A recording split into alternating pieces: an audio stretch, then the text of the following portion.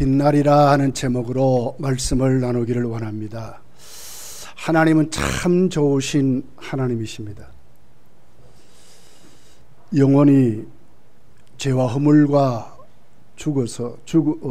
허물로 죽어서 영원히 지옥 갈 수밖에 없는 우리를 하나님은 예수님을 이 땅에 보내시고 특별히 구별하여 택하여 예수님을 영접하고 믿게 하시고 죄와 사망과 저주와 심판에서 우리를 건져내서 이제 하나님의 자녀의 반열로 살게 하시며 영생을 주셨다, 이렇게 말씀을 하고 있습니다. 참 좋으신 하나님입니다. 요한복음 3장 16절 17절에 보니까 이렇게 기록합니다. 하나님이 세상을 이처럼 사랑하사 독생자를 주셨으니 이는 그를 믿는 자마다 멸망하지 않고 영생을 얻게 하려 하심이라. 하나님이 그 아들을 세상에 보내신 것은 세상을 심판하려 하심이 아니요 그로 말미암아 세상이 구원을 받게 하려 하심이라. 하나님이 사랑하셨습니다. 그 사랑을 아들을 주신 사랑으로 그 아들을 믿는 자에게는 심판하지 아니하고 영생을 얻게 하시려고 아들을 보내신 이유가 분명한 것으로 우리에게 말씀을 하고 있습니다. 아들 보내신 하나님은 누구든지 주의 이름을 부르는 자는 구원을 주신다고 말씀했습니다. 사도행전 2장 21절에 보니까 누구든지 주의 이름을 부르는 자는 구원을 받으리라 하였느니라, 이렇게 말씀을 하고 있습니다. 그렇게 하나님은 우리를 구원하실 때 오래 참으시고 한 사람도 멸망받지 않고 회개하기를 이른다고 사도 베드로는 말씀합니다. 베드로서 3장 9절 이렇게 기록합니다. 주의 약속은 어떤 이들이 더디다고 생각하는 것 같이 더딘 것이 아니라 오직 주께서는 너희를 대하여 오래 참으사 아무도 멸망하지 아니하고 다 회개하기에 이르기를 원하시느니라고 말씀하십니다. 참 좋으신 하나님입니다. 이 같은 멸망받지 않고 영생을 얻게 하시는 구원의 역사를 언제까지 하나님 베푸십니까? 이 세상 끝날, 우리 주님 오시는 그날, 인간의 모든 종말의 때, 그때까지 하나님은 우리를 구원하신다고, 우리를 사랑하신다고 말씀을 하고 있는 것입니다. 오늘 우리가 읽은 본문 다니엘은 주전 537년경에 바벨론의 포로로 잡혀간 자입니다. 하나님 은혜로 그는 그곳에서 재상이 되지요. 그리고 하나님께 계시를 받습니다. 그리고는 오늘 본문을 배경으로 해서 특별히 10장부터 12장까지가 이 세상의 모든 종말을 예고하는 것으로 기록을 하고 있습니다. 그러면서 하나님은 오늘 본문 12장 우리가 읽었지만 12장에 와서 보면 바로 하나님은 언제까지, 우리 주님 오실 때까지, 이 세상의 종말이 끝나는 그때까지 반드시 하나님 백성을 택해서 보상하시고 구원을 베푸시는 하나님이라고 말씀을 하고 있습니다. 여러분, 특별히 10장서 11장까지의 내용을 읽어보면 이스라엘을 배경으로 한 그 팔레스틴 지방을 중심으로 해서 바벨론이 득세하고 바벨론은 페르시아에게 무너지고 페르시아는 그리스에게 무너지고 그리스는 로마에게 무너지면서 세상 종말로 이렇게 이어지는 그 같은 역사를 상세하게 기록을 하고 있습니다. 그러면서 특별히 11장에 와서 보면 마지막 전쟁을 예고하고 있습니다. 바로 남왕국과 북왕국의 전쟁이 있습니다. 마지막 전쟁입니다. 그런데 그 전쟁을 북왕국이 이기는 것으로 기록을 합니다. 그 북왕국이 그 전쟁을 이김으로 그 북왕국이 팔레스틴으로 쳐들어옵니다. 그리고 하나님의 백성을 형용할 수 없는 큰 핍박을 가합니다. 이것을 큰 환난이라고 말씀을 합니다. 그러면서도 11장을 보게 되면 그들과 협력했던, 북왕국과 협력했던 그 나라들은 보상을 받습니다. 이것을 성경이 적그리스도의 세력이라고 말씀합니다. 마지막 때 적그리스도가 특세하는데 그 적그리스도의 세력들이 전쟁을 이긴다고 말씀을 하고 있습니다. 11장 40절에 이렇게 기록합니다. 마지막 때 남방왕이 그와 힘을 겨룰 것이나 북방왕이 병과 마병과 많은 배로 회오리 바람처럼 그에게로 마주와서 그 여러 나라에 침공하여 물이 넘침같이 지나갈 것이요. 그랬어요. 누가 이깁니까? 북방왕이 이긴다고 말씀합니다. 에스겔 38장 39장에 가서 보면 이것을 하나의 에스겔은 어떻게 해석했냐면 곡과 마곡의 땅에 일어날 마지막 전쟁을 예고하고 있습니다. 요한계시록은 이 전쟁을 아마겟돈 전쟁이라고 이렇게 기록을 하고 있습니다. 요즘 일어나는 우크라이나 전쟁이 그냥 전쟁이 아니다. 교회학자들은 그렇게 지금 해석을 하고 있습니다. 왜냐하면 에스겔서 38장 39장에 가서 보면 로스란 나라가 바로 러시아라고 말하고 있습니다. 그 러시아를 중심으로 해서 과거에 터키를, 지금 터키에 있었던 과거의 중동 국가들이 하나가 되고, 특별히 중동 국가 중에 뚜렷한 나라들이 그룹을 형성해서 북왕국을 이루어 이것을 성경이 적그리스도의 세력이라고 말하고 있습니다. 마지막 전쟁은 그룹의 전쟁입니다. 한 나라와 한 나라의 싸움이 아니라 그룹과 그룹과의 싸움으로 남왕국의 그룹과 북왕국의 그룹의 싸움이라고 말하고 있습니다.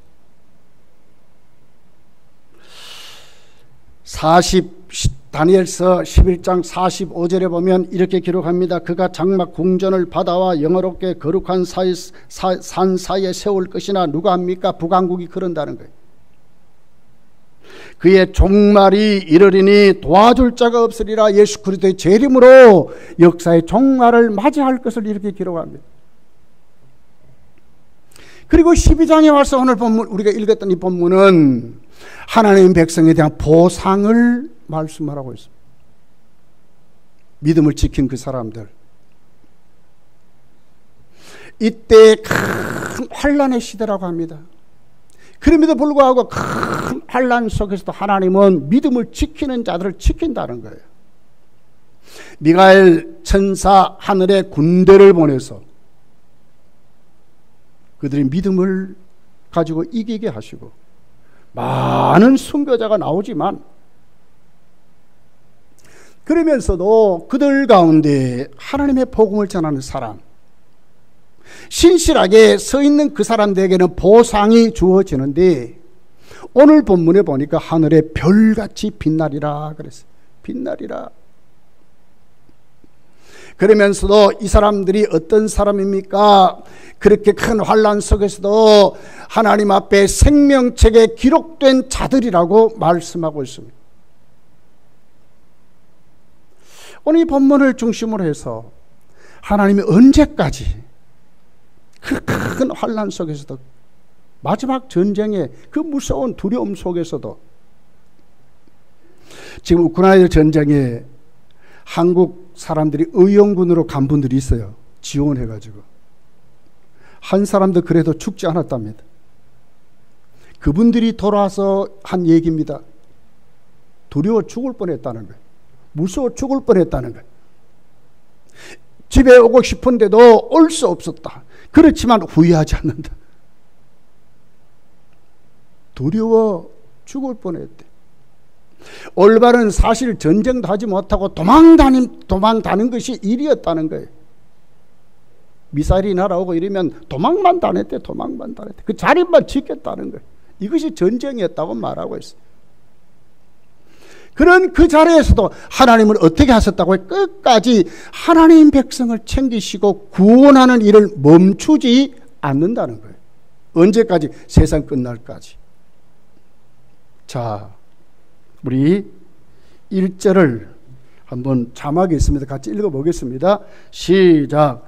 그때 내 민족을 호위하는 큰 군주 미가엘이 일어날 것이요 또 환란이 있으리니 이는 개국 이래로 그때까지 없던 환란일 것이며 그때 내 백성 중 책에 기록된 모든 자가 구원을 받을 것이리라.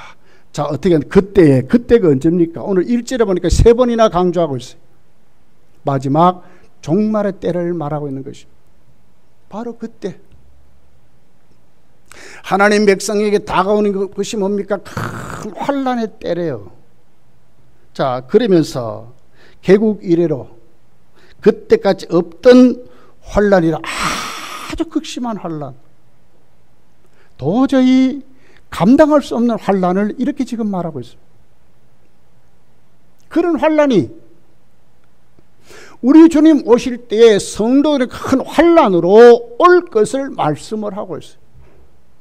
그런데도 오늘 1절이 뭐라고 그러죠? 그런 속에서도 하나님 미가엘 천사장을 동원해서 하늘나라의 군대를 동원해서 성도들을 돕는다는 거예요. 그 무서운 전쟁판에서도 성도들을 챙기고 성도들을 지키고 성도들을 보호하시며 구원하는 일을 멈추지 않는다. 이렇게 지금 말씀하는 거예요.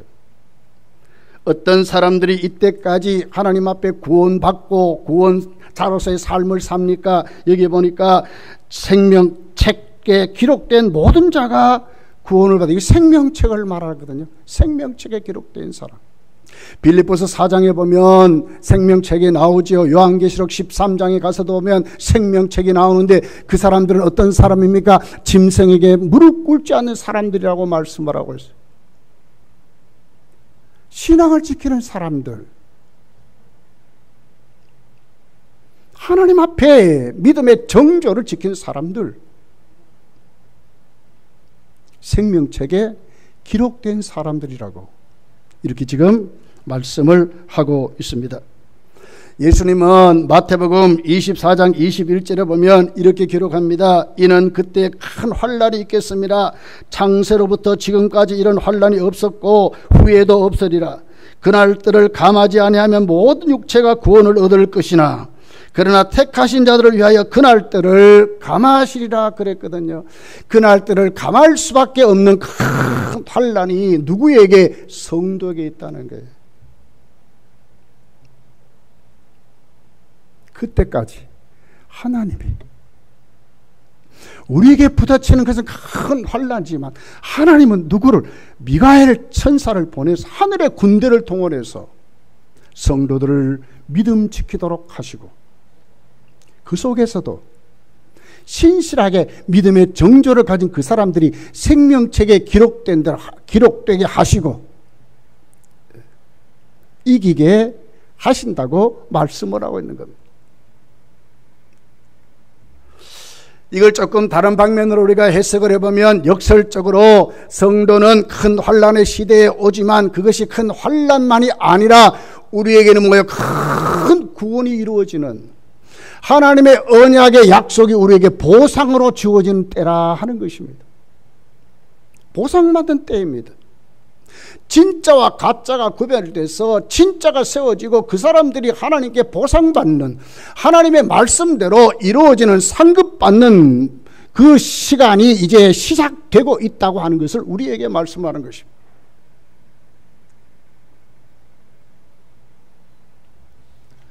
사도 바울은 얼마나 여러분 복음을 누구보다도 열정적으로 가장 많이 전한 사람이에요.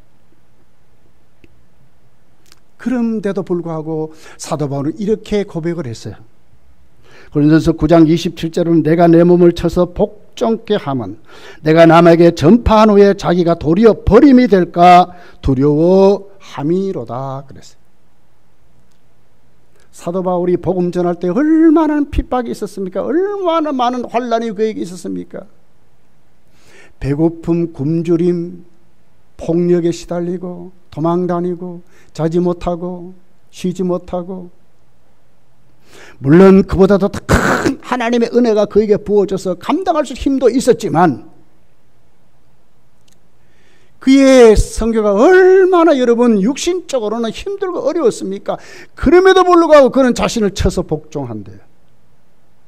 왜 그렇습니까?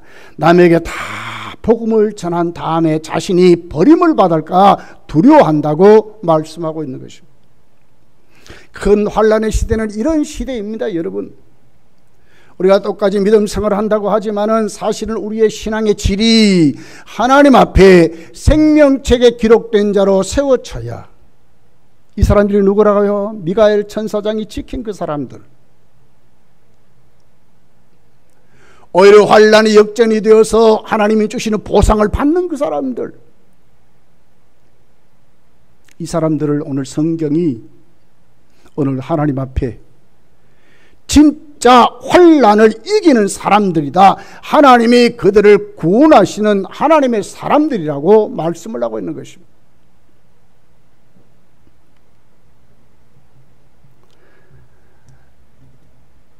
우리가 두 번째로 보면 바로 이때에 큰 보상을 받는 무리들이 일어납니다. 그 사람들이 누굽니까? 하나님의 복음을 전하는 자들입니다. 자, 3절이죠. 2절. 땅의 티끌 가운데서 자는 자 중에 많은 사람이 깨어나 영생을 받은 자도 있겠고 수치를 당하여서 영원히 부끄러움을 당할 자도 있느니라. 이 마지막 환난은 뭘 얘기합니까? 완전히 결정을 지어버리는 거예요. 우리 주님 오시면 우리 다 부활할 것입니다. 그리고 주님 앞에 설 것입니다. 언제 기회가 있습니까? 우리 주님 오시기 전까지 기회가 있는 거예요.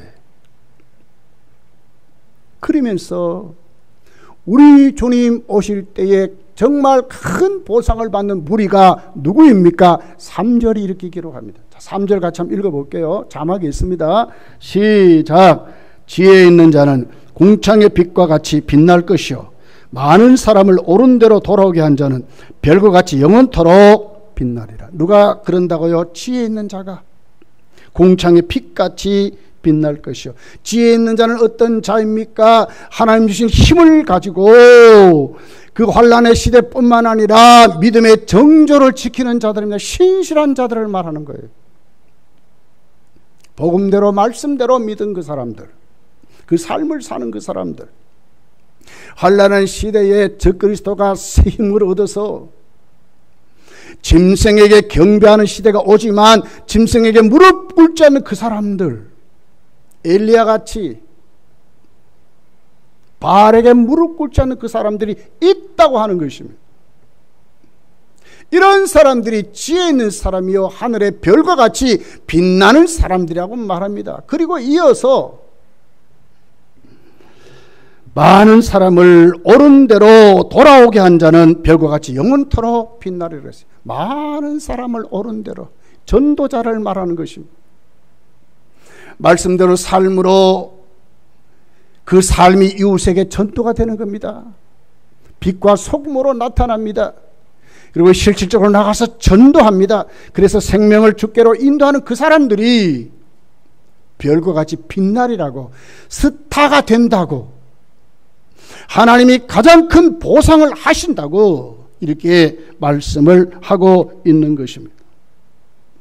예수님 마태복음 13장 43절에 보면 이렇게 기록합니다. 그때 의인들은 자기 아버지 나라에서 해와 같이 빛나리라. 귀 있는 자는 들으리라. 의인들은 자기 아버지 나라에서 해같이 빛난대요. 빛나는 보상을 받는다. 잘했다, 충성된 종아,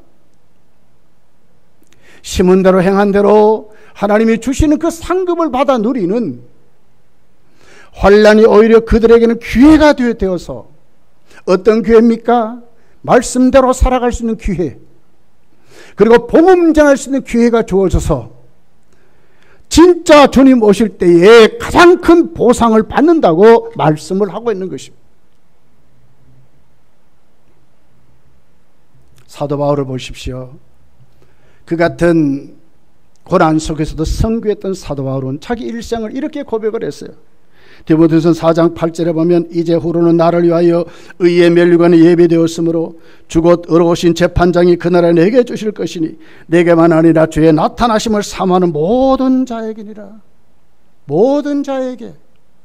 사도 바울 같은 그런 선교하고 그렇게는 못할지라도 믿음을 지키고 복음 전하고 선한 싸움 이긴 그 사람들에게 사도 바울 같은 상을 주겠다고 오늘 이렇게 약속의 말씀을 하고 있는 것입니다. 여러분, 오늘 이 말씀은 우리에게 무엇을 얘기합니까? 반드시 이 예언이 이루어진대요. 한 귀로 듣고 쉽게 흘릴 말씀이 아니라 반드시 이렇게 된다고 말씀을 해요. 자, 4절입니다. 다내라, 마지막 때까지 이 말을 간수하고 이 글을 봉함하라. 많은 사람이 빨리 왕래하며 지식이 더하리라 그랬어요. 이 글을 봉함하라 그래서 이 말씀 뭐예요? 1.1획도 변함없이 반드시 이루어진다 그 말이거든요. 반드시 이루어진다. 많은 사람이 빨리 왕래한대요. 원문을 보면 여행하다, 이리저리 다니다 그 말이에요. 마지막 때 환난 시대가 오면 더욱더 사람들은 어떤 삶을 살아가려고 합니까? 진짜 진리를 찾아서. 세상이 불안하잖아요. 그러니까 어떻게 합니까? 진짜로 구원의 길을 막 찾아 난리를 친다는 거예요.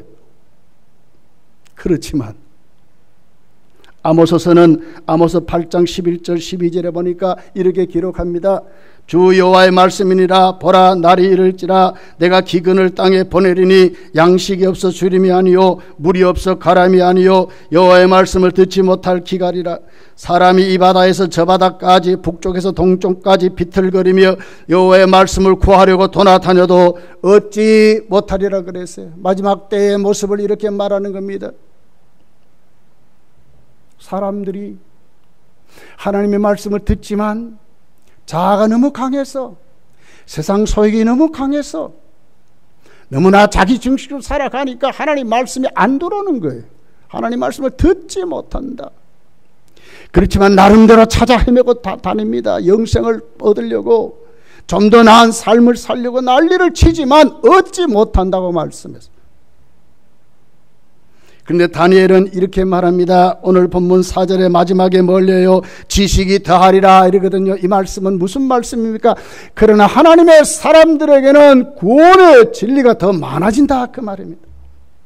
하나님 말씀을 지켰기 때문에, 하나님 말씀을 봉했기 때문에, 하나님 말씀 그대로 이루어지기 때문에 성경의 예언 그대로 하나님의 사람들은 어떤 환난의 시대가 문제가 아니라 더욱더 믿음으로 살게 된다. 하나님의 지혜가 넘치는 사람으로 말씀 속에 살아간다. 이렇게 지금 말씀을 하고 있는 것입니다. 이 마지막 때에 여러분 성도는 무엇을 붙잡고 살아야 됩니까? 하나님 말씀을 붙잡아 우리가 살아가는 것이 삶의 유일한 우리의 수단이요 유일한 인생의 방법인 것을 말씀을 하고 있습니다. 왜 그렇습니까? 디모데후서 3장 16절 17절에 보니까 모든 성경은 하나님의 감동으로 된 것으로 교훈과 책망과 바르게 함과 의로 교육하기 유익하니 이는 하나님의 사람으로 온전하게 하며 모든 선한 일을 행할 능력을 갖추게 하려 함이라. 왜 그렇습니까? 하나님 말씀은 살아있기 때문에 그렇습니다. 히브리서 4장 12절에 보니까 하나님의 말씀은 살아있고 활력이 있어 좌우의 날선 어떤 검보다 예리하여 혼과 영과 및 관절과 골수를 찔러 쪼개기까지 하며 또 마음의 생각과 뜻을 판단하나니 그랬어요. 하나님 말씀이 살아있기 때문에 어려울수록 힘들수록 앞으로 큰 환난이 다가올수록 성도는 유일하게 붙잡아야 될 것이 뭡니까? 하나님의 말씀이라고 말하는 것입니다. 하나님 말씀은 살아있답니다. 우리를 교훈하고 우리를 바르게 하고 때로는 책망도 하고 구원의 지혜로 넘치게 하고 우리를 온전케 하는 말씀이라고 말씀하고 있습니다. 어디에서 성도가 힘을 얻어야 합니까? 어디에서 삶의 철학과 방법을 배워야 합니까? 하나님 말씀이라고 우리에게 말씀하고 있는 것입니다. 오늘 다니엘서 12장 7절이 이렇게 말합니다. 내가 들은즉 그 세마포 옷을 입고 강물 위쪽에 있는 자가 자기의 좌우 손을 들어 하늘을 향하여 영원히 살아계시는 이를 가르쳐 맹세하이르되 반드시 한때 두때 반때를 지나서 성도의 권세가 다 깨지기까지 이르니니 그러게 되면 이 모든 일이 다 끝나리라 하리라. 그래서 성도의 권세가 깨지는 날이 온다는 거예요. 하나님이 우리 주님 오실 때 그때 마지막 큰 환란에 성도의 권세가 깨어져서 누가 득세합니까? 적그리스도의 세력이 득세하고 그런 시대가 진짜 온다는 거예요. 그런데 하나님이 포기합니까? 포기하지 않았습니다. 뭘 포기하지 않습니까? 구원의 역사를. 끝까지 하나님은 하나님의 택한 백성들을 구원하시려고 끝까지.